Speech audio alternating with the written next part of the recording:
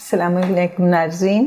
आज इस टॉपिक पे बात करने लगे हैं जो कि हमारी हमला ख़वातीन बहुत ही कॉमनली हमसे सवाल पूछती हैं, और वो है कि हमें किस पोजीशन में सोना चाहिए। जैसे कि आपको मालूम है कि जैसे ही हमल शुरू होता है उसके बाद हर ट्राइमेस्टर के हिसाब से उसमें औरतें मुख्तलिफ़ चीज़ों को फेस करती हैं, जिसमें एक चीज़ जो कि बहुत ही कॉमन है वो है कि रात को नींद सही नहीं आती, या प्रॉपर्ली सोया नहीं जाता, या थोड़ी थोड़ी देर बाद आँख खुल जाती है, या फिर बाज़ दफ़ा शॉर्टनेस ऑफ ब्रेथ महसूस होने लगती है। और उसके अलावा ये भी सवाल हामला ख़वातीन बहुत ही कॉमनली पूछती हैं कि हमें किस तरह से सोना चाहिए, क्योंकि उन्हें ये खौफ होता है कि कभी कोई ऐसी पोजीशन तो नहीं है कि जिसमें सोने से उनके बच्चे को कोई नुकसान हो। तो आज हम यही टॉपिक डिस्कस करने लगे हैं। तो सबसे पहले तो मैं आपको एक बेसिक बात प्रेगनेंसी के बारे में बता दूं कि प्रेगनेंसी में चंद चीज़ें बहुत ही कॉमनली होती हैं, और वो होती हैं कि औरतों को जैसे जैसे हमल बढ़ता जाता है, मतलब हमल के महीने बढ़ते जाते हैं, वैसे वैसे उनको बैकएक होना शुरू होता है। बाज़ औक़ात उनको सांस चढ़ने की भी तकलीफ़ होती है, बाज़ औक़ात वो कंप्लेन करती हैं, बल्कि ये तो अर्ली प्रेगनेंसी से ही कंप्लेन करती हैं कि जी बहुत हार्ट बर्न्स हो रहे हैं।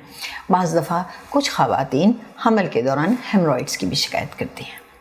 तो ये तो वो छोटी छोटी शिकायतें हैं जो कि आम बहुत छोटे लाइफ स्टाइल को चेंज करने से ही ठीक हो जाती हैं, या अपनी डाइटरी चीज़ों को ही ठीक करने से हो जाती हैं, या बाज़ औक़ात हमें उसके लिए कुछ दवाइयाँ भी देनी पड़ती हैं। लेकिन ये कि हम सोएं किस पोजीशन में, ये आपके लिए इसको अंडरस्टैंड करना बहुत इम्पॉर्टेंट है, क्योंकि बाज़ सोने की पोजीशंस भी ऐसी हैं कि जिसकी वजह से आपको ये प्रॉब्लम्स भी होना शुरू हो जाते हैं, जैसे कि हार्ट बर्न्स हैं, ब्रीदिंग में प्रॉब्लम है, या फिर बैकएक है, या फिर हेमरॉइड्स। तो सबसे पहले मैं ये बताती हूँ कि एक चीज़ आप याद रखें, और वो है SOS। SOS वैसे तो स्टैंड करता है सेव आवर सोल के लिए, लेकिन हम SOS इस्तेमाल कर रहे हैं इस वक्त स्लीप ऑन योर साइड, यानी कि करवट लेकर सोएं। तो इससे क्या मतलब है कि करवट लेकर सोएं। अब आप कहेंगी क्या सीधे हाथ पे करवट लेकर सोएं, लेफ़्ट हाथ पे करवट लेकर सोएं, या आप कहेंगी कि जी मुझे तो करवट लेकर सोने की आदत ही नहीं है तो मैं क्या करूं, या मुझे तो सीधा सोने की आदत है, या मुझे पेट के बल सोने की आदत है। तो मैं आपको सबसे पहले ये बताती चलूँ, जो बेस्ट पोजीशन सोने की है वो है लेफ़्ट साइड पर करवट लेकर सोना। अगर आप राइट साइड पर भी करवट लेकर सोते हैं तो वो भी बिल्कुल ठीक है, उसमें भी कोई मसले की बात नहीं है, एज़ लॉन्ग एज़ आप करवट लेते हैं। अगर आपको करवट लेने में कोई मसला होता है तो आप प्रेगनेंसी पिलोज़ मिलते हैं, या आम पिलोज़ भी आप अपनी कमर की एक साइड पे लगाकर सो सकती हैं। उससे ये होगा कि आपकी कमर थोड़ी सी एक साइड से लिफ्ट रहेगी, और आपका जो पेट का प्रेशर है, ख़ास तौर पे जो आखिरी ट्राइमेस्टर है, यानी कि 6 माह से लेकर 9 मंथ तक, उसमें पेट चूँकि काफ़ी बड़ा हो चुका होता है, और जो यूट्रस है उसका वज़न और बच्चे का वज़न आपकी जो बड़ी ब्लड सप्लाई करने वाली वेसल्स हैं, जैसे कि एओर्टा है, इंफीरियर वेना कावा है, उसके ऊपर पड़ रहा होता है।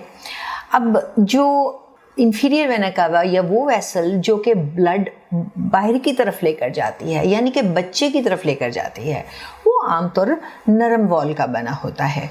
तो उसमें क्या होता है कि अगर आपका बहुत ज़्यादा वज़न उसके ऊपर पड़ रहा है तो जो ब्लड सप्लाई है आपके बच्चे की तरफ जो जा रही है, खून लेकर, ऑक्सीजन लेकर, ग़िज़ा लेकर, वो कुछ कम हो सकती है। और अगर वो कम हो जाए तो बाज़ दफ़ा वो प्रेगनेंसी के दौरान कॉम्प्लिकेशंस भी पैदा कर सकती है, जैसे बच्चे का वज़न ना बढ़ना, या फिर IUGR हो जाना, या बच्चे के अंदर हवा की कमी हो जाना। तो इसीलिए हम हमेशा ये एडवाइस करते हैं कि आप हमेशा साइड पर करवट लेकर सोएं। अब आप कहेंगी कि मैं साइड पर करवट लेकर सोती हूँ तो मेरा पेट बहुत दबता है, या फिर मेरे पेट पर प्रेशर पड़ता है। तो उसके लिए मैं ये एडवाइस करूँगी कि जब आप करवट लेकर सोती हैं तो आप अपने जो नी है, यानी कि घुटने के नीचे एक दूसरा तकिया रख लें, उससे आपका घुटना थोड़ा सा ऊंचा रहेगा, और वो आपके पेट पे प्रेस नहीं करेगा। और जब आप उस पोजीशन में सोएंगी तो आपके पेट पे भी ज़्यादा बोझ नहीं पड़ेगा और आप बहुत कंफर्टेबली सोएंगी। अगर आपको शॉर्टनेस ऑफ ब्रेथ हो रही है, यानी कि आपको अगर लगता है कि जब आप सोने के लिए लेटती हैं तो आपका सांस जो है वो फूलता है या आपको सांस लेने में डिफ़िकल्टी होती है, तो आप अपने कमर की गर्दन और अपर पार्ट यानी कि कमर के ऊपर वाले हिस्से के नीचे 2 तकिए रख लें। उससे क्या होगा कि आपका थोड़ा सा पोजीशन चेंज हो जाएगी और आपको उस तरह से सांस लेने में प्रॉब्लम नहीं होगी। ये जो पोजीशन है जिसमें आपका सर ऊपर की तरफ लिफ्टेड है और या कमर का अपर का हिस्सा जो है ऊपर की तरफ लिफ्टेड है, उसमें आपको ये मदद मिलेगी। ये जो आपको सीने की जलन है, यानी कि सीने की जलन की जो आप कंप्लेंट करती हैं, उससे भी आपको अफाका होगा। क्योंकि बाज़ औक़ात जब आप सीधा लेटती हैं ये तो कुछ चूँकि बॉडी के अंदर बहुत से हार्मोन्स ऐसे पैदा हो रहे होते हैं जो कि आपके सारे मसल्स को, पूरे बॉडी के मसल्स को रिलैक्स कर देते हैं। उसी में वो जो आपके मैदे और खुराक की नाली के दरमियान स्फिंक्टर है वो भी थोड़ा रिलैक्स हो जाता है। उसकी वजह से क्या होता है कि जब आप सीधी लेटी होती हैं या तकरीबन आपका सर और आपकी बॉडी एक ही लेवल पे होते हैं, तो उस वक्त जब वो स्फिंक्टर रिलैक्स करता है तो थोड़ा सा ग़िज़ा जो है वो पीछे की तरफ रिगर्जिटेट करती है, तो उसकी वजह से आपको एसिडिटी महसूस होती है। तो अगर आप अपना सर और कमर का अपर पार्ट जो है वो ऊंचा रखकर सोएंगी तो उससे आपको उस एसिडिटी को कम करने में भी मदद मिलेगी। उसके अलावा बाज़ औरतें कंप्लेंट करती हैं कि जब वो सुबह को उठती हैं तो उनको बहुत बैकएक हो रहा होता है। उसकी वजह भी गलत पोस्चर है। तो अगर आप तकियों के ज़रिए अपनी कमर को सहारा देकर एक साइड पे लिफ्ट रखेंगी तो उससे भी आपकी कमर में दर्द नहीं होगा।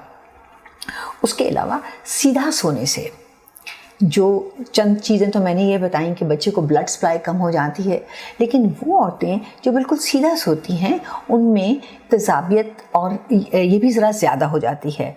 उनमें बैकएक के भी चांसेस ज़्यादा होते हैं, उनमें हेमरॉइड्स डेवलप करने के भी चांसेस ज़्यादा होते हैं और उसके अलावा उनको ब्रेथलेसनेस होने के भी ज़्यादा चांसेस या सांस लेने में तकलीफ़ के भी ज़्यादा चांसेस होते हैं। तो इसीलिए हम हमेशा ये एडवाइस करते हैं कि आप करवट के बल सोएं। एक चीज़ और जो बहुत इम्पॉर्टेंट है वो ये है कि कुछ लोगों को उल्टा सोने की आदत होती है, यानी कि वो पेट के बल सोते हैं। तो मैं ये एडवाइस करूँगी कि प्रेगनेंसी के दौरान आप पेट के बल बिल्कुल भी मत सोएं, क्योंकि उस तरह से आपके पेट पे बहुत प्रेशर पड़ता है और चूँकि बच्चा ग्रो कर रहा होता है और जैसे जैसे प्रेगनेंसी एडवांस कर रही होती है आपका पेट बड़ा हो रहा होता है, तो आपका सारा वज़न आपके पेट के ऊपर पड़ता है। इसलिए आप पूरी कोशिश करें कि आप पेट के बल ना सोएं। एक चीज़ और बहुत इम्पॉर्टेंट है वो ये है कि कुछ लोग कहते हैं कि ओहो मैं रात को सोई तो उल्टे हाथ पे थी, लेकिन जब मैं उठी तो मैं तो सीधा सो रही थी, तो क्या ये मेरे बच्चे के लिए बहुत डेंजरस तो नहीं है? ये बातें ज़्यादा इम्पॉर्टेंट ये है कि जिस वक्त आप सोने के लिए लेट रही हैं आप अपनी पोजीशन उस वक्त करेक्ट रखें। रात को आप कई दफ़ा अपनी पोजीशन चेंज करेंगी, ऐसी कोई बात नहीं है कि आप बिल्कुल सीधा ही सोती रहेंगी या आप लेटरल साइड पे या लेफ़्ट साइड पे करवट लेकर लेटी हैं तो आप उसी पोजीशन में उठेंगी। बहुत कम ऐसा होता है। आमतौर पर रात को आप कई बार करवट बदलते हैं, आप कई बार अपनी पोजीशन चेंज करते हैं। तो इसका एक अच्छा तरीका ये है कि अगर आप करवट लेकर सो रही हैं और आप चाहती हैं कि आप सीधा ना सो पाएँ तो आप प्रेगनेंसी पिलो अपनी बैक के पीछे भी रख लें। तो उससे क्या होगा कि अगर आप सीधी होंगी भी तो भी आप थोड़ा टिल्ट में सीधी होंगी और ये पोजीशन आपके लिए बहुत कंफर्टेबल भी होगी। एक चंद चीज़ें और जो आपको अच्छी नींद हासिल करने में कामयाब करेंगी ड्यूरिंग प्रेगनेंसी वो ये हैं कि आप सोने से पहले बहुत ज़्यादा पानी ना पिएं। दिन में आपको काफ़ी पानी पीना चाहिए, लेकिन रात को तकरीबन 8 बजे के बाद यानी कि सोने से कोई 4 घंटे पहले आप कोशिश करें कि आप पानी की इंटेक ना करें। उससे ये होगा कि आप बार बार रात को यूरिन करने के लिए नहीं उठेंगी और आपकी स्लीप डिस्टर्ब नहीं होगी। एक चीज़ और है वो ये है कि अगर आप चाय और कॉफ़ी का इस्तेमाल करती हैं तो आप कोशिश करें कि आप 3 बजे के बाद चाय या कॉफ़ी ना पिएं, क्योंकि अगर आप उस वक्त कॉफ़ी नहीं पिएंगी तो उससे ये होगा कि आपको, या चाय नहीं पिएंगी 3 बजे के बाद, तो आपको रात को नींद अच्छी आएगी। उसके अलावा एक चीज़ और जो बहुत इम्पॉर्टेंट है प्रेगनेंसी में, वो ये है कि आपको हल्की फुल्की एक्सरसाइजेस करते रहना चाहिए, क्योंकि जब आप हल्की फुल्की एक्सरसाइज करते हैं, कम से कम आधे घंटे की एक्सरसाइज रोज़ाना करें, उससे क्या होता है कि आपके पूरी ब्लड सप्लाई पूरी बॉडी की इंक्रीज़ होती है और रात को आपको अच्छी नींद आती है। लेकिन एक चीज़ का ख्याल रखिएगा कि बिल्कुल ऐन सोने से पहले बहुत ज़्यादा एक्सरसाइज ना करें। ये एक्सरसाइज आप शाम को या कोई सुबह के वक्त भी कर सकती हैं या शाम के वक्त कर सकती हैं, लेकिन सोने से ऐन पहले इस तरह की एक्सरसाइजेस ना करें। एक और चीज़ जो आपको अच्छी नींद और बहुत अच्छा रेस्ट पीरियड देती है, वो होती है मसाज। आप अपने कंधों का मसाज और अपने पाँव का मसाज करवा सकती हैं, उससे आपको बहुत अच्छी नींद आएगी। इसके अलावा कुछ चीज़ें हैं जो कि कहलाती हैं, एक तकिया है जो कि कहलाता है प्रेगनेंसी पिलो। ये कोई ख़ास चीज़ नहीं है, आप लोग खुद ऑर्डर करके भी बनवा सकते हैं। ये एक बहुत लंबा सा पिलो होता है जो कि आपके सर और पेट और उन सबको सपोर्ट कर सकता है।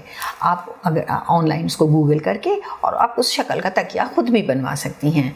ये आपको अच्छी नींद लेने में बहुत मदद देगा। शुक्रिया।